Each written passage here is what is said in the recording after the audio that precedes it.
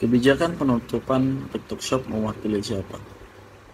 Akhir-akhir ini masyarakat banyak dibuat kebingungan dengan adanya kebijakan pemerintah baru dengan menutup TikTok Shop.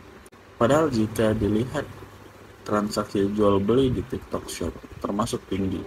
Tercatat sepanjang tahun 2022, TikTok Shop memiliki transaksi melebihi 68 triliun khususnya di Asia Tenggara. Dan diyakini melalui survei Populix, 45% dari transaksi tersebut berada di Indonesia atau transaksi yang dilakukan masyarakat Indonesia. Tutupnya TikTok Shop, sebuah platform e-commerce yang dibawakan oleh aplikasi media sosial terkenal yaitu TikTok, telah menjadi sorotan hangat dalam berita dan perbincangan online. Keputusan ini tentu saja mengundang beragam opini dari berbagai kalangan. Ada yang menganggapnya sebagai langkah yang disayangkan, sementara yang lain merasa bahwa ini adalah keputusan yang tepat. TikTok Shop secara resmi ditutup pada Kamis 4 Oktober 2023. Hal ini berkaitan dengan aturan pemerintah terkait larangan media sosial yang melayani aktivitas jual beli lainnya e-commerce. Larangan itu diatur dalam Peraturan Menteri Perdagangan Nomor 31 Tahun 2023 tentang perizinan berusaha periklanan, pembinaan, dan elektronik. Aturan ini merupakan revisi dari Permendag Nomor 50 Tahun 2020 dan dipegang langsung oleh Menteri Perdagangan Zulkifli Hasan. Meskipun demikian, TikTok Shop masih memiliki harapan untuk kembali ada jika mematuhi aturan pemerintah Indonesia dan mengurus segala perizinan sesuai dengan peraturan yang ada. Sebelum akhirnya pemerintah mengeluarkan kebijakan dan mengakhiri perjalanan TikTok Shop di Indonesia, pemerintah Indonesia telah beberapa kali memperingati aplikasi asal negara Tiongkok ini perihal larangan sosial media menjalankan layanan jual beli. Media sosial hanya boleh melakukan promosi atau iklan apabila mau melakukan aktivitas jual beli, maka harus beralih ke e-commerce dengan mengikuti izin yang sudah ada. Polemik penutupan TikTok Shop dan upaya perlindungan UMKM. Bergesernya kebiasaan masyarakat Indonesia dalam melakukan jual beli yang sebelumnya dilakukan secara konvensional dan kini menjadi digital berdampak signifikan bagi para pelaku usaha yang masih mengandalkan sistem jual beli konvensional. Ini dibuktikan dengan sepinya sejumlah pusat perbelanjaan dan pasar di Indonesia. Hal ini dilihat para pemangku kebijakan, terutama Presiden Joko Widodo, menilai bahwa TikTok semestinya harus berfokus kepada tupoksinya sebagai media sosial, bukan ekonomi media.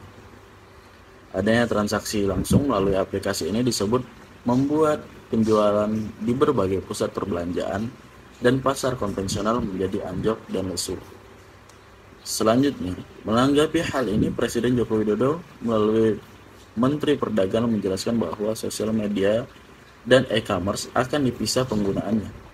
Kebijakan pemisahan ini berdampak dengan ditutupnya TikTok Shop karena tidak memenuhi dan tidak memiliki izin sebagai e-commerce.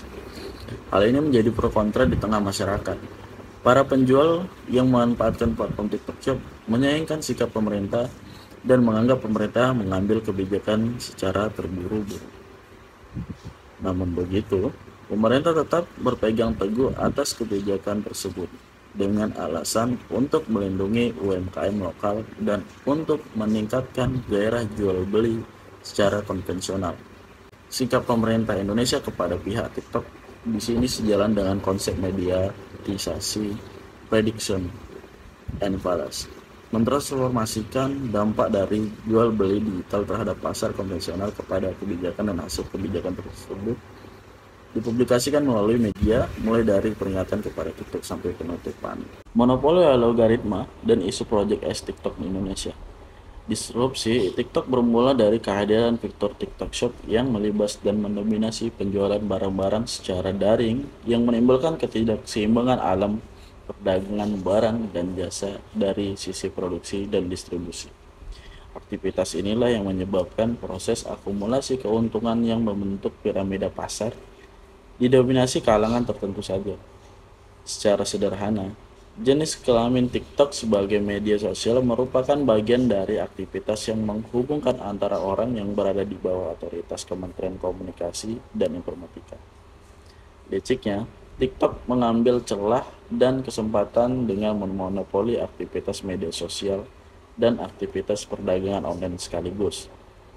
Sejalan dengan itu, Menteri Perdagangan Zulkifli Hasan juga berpendapat alasan tidak diperbolehkannya ada transaksi di platform media sosial seperti TikTok adalah untuk mencegah terjadinya penyalahgunaan data pribadi sehingga media sosial tidak memonopoli algoritma untuk kepentingan bisnis.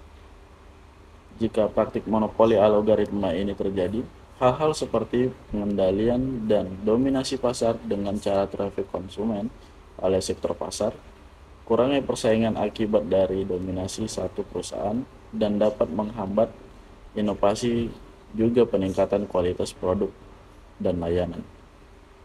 Potensi pengendalian opini, pandangan atau perilaku masyarakat, serta pengendalian harga dalam pasar tertentu, yang akibatnya persaingan harga di pasar tertentu hanya dikuasai oleh satu perusahaan. Memiliki jumlah pengguna lebih dari 1 miliar di seluruh dunia, TikTok jadi salah satu platform media sosial terbesar saat ini. Melalui fitur TikTok Shop, platform ini menggabungkan platform e-commerce dan media sosial, di mana para penggunanya dapat saling berinteraksi dan bertransaksi di kanal yang sama. TikTok juga mulai membangun sebuah proyek untuk menyempurnakan alur bisnisnya. Jika sebelumnya sudah mampu membuat jalur distribusi dan pemasaran melalui aplikasinya, kini TikTok tengah menyiapkan kemampuannya untuk memproduksi barang dagangannya sendiri. Hal ini dinamakan Project S. Pada pertengahan Juni lalu, fitur ini mulai diuji coba di Inggris dengan nama Trendybit. Dalam fitur terbaru ini, TikTok menjajakan berbagai barang mulai dari pernak-pernik seperti pembersih telinga hingga pakaian. Dalam etalase ini, TikTok memajang berbagai produk terpopuler yang videonya paling banyak dilihat oleh pengguna. Anehnya, barang-barang yang dijual di dalam fitur ini semuanya memproduksi oleh anak perusahaan ByteDance yang berlokasi di Singapura. Algoritma yang dimiliki oleh platform TikTok juga bisa mengetahui produk apa saja yang diminati oleh pasar di sebuah negara. Dengan kemampuan riset pasar tersebut, TikTok akan mampu melihat produk unggulan di pasar tertentu, kemudian menjiplaknya dan menjualnya di pasar tersebut dengan harga yang lebih murah. Dengan modal dan skala produksi yang terbatas, tak mudah bagi para pembisnis untuk bisa bersaing dengan TikTok. Bagaimanapun, TikTok adalah perusahaan multinasional dengan modal besar. Bagi perusahaan ini, mudah saja untuk membuat fasilitas produksi masif dalam waktu singkat untuk menguasai sebuah pasar. Tak ayal, reaksi pemerintah terhadap ancaman proyek baru TikTok ini tidaklah berlebihan. Tanpa adanya regulasi yang jelas, pasar Indonesia bisa dibanjiri oleh produk-produk impor dengan harga sangat murah. Apabila hal ini terjadi, sulit bagi pemerintah untuk bisa membentengi pelaku UMKM agar bisa tetap bersaing.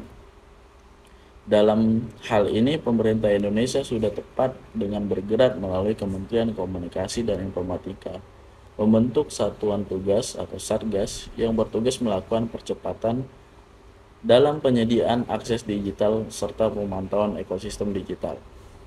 Harapannya Satgas ini memberikan perlindungan terhadap UMKM dari ancaman social commerce asing. Salah satu ancaman yang diantisipasi ialah Project S milik TikTok yang mengancam pertumbuhan pelaku usaha mikro, kecil, dan menengah atau UMKM dalam negeri. Hal ini sejalan dengan konsep laporan publik Mordechai Lee. Pelayan publik bertanggung jawab kepada masyarakat untuk menyampaikan informasi tentang pengelolaan lembaga dan hasil dari kajian serta pandangan ke depan untuk persiapan mengambil keputusan di masa depan.